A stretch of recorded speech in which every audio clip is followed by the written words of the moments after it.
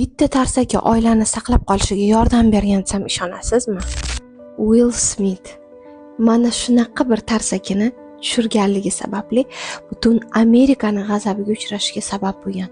Gap shundaki, Oskar taqdirlash marosimida Will Smithning ayoli kal bo'lganligi uchun komik Chris Rock uni ustidan kulib hazillashadi va bu narsa Will Smithni juda ham g'azabini qo'zg'atadi. Chunki ayolida soch to'kilish kasalligi boshlangan edi. Shunda uni jahli chiqib ketib, sahnaga ko'tarilib, Chris Rockga yaxshigina tarsakka tushiradi. Bu tarsaki Will Smithga juda ham qimmatga tushadi, chunki uni taqdirlash marosimidan chetlashtirishadi. 10 yilgacha unda qatnashish imkoni endi berilmaydi va juda ham ko'p studiyalar va kompaniyalar u bilan kontraktini uzishiga to'g'ri keladi. Ammo uning ayoli Jadaning so'zlariga qaraganda, shu kungacha men turmush o'rtog'im bilan ajrashish fikrida yurgan edim. Menga aynan mana shu tarsaki kerak bo'ldi.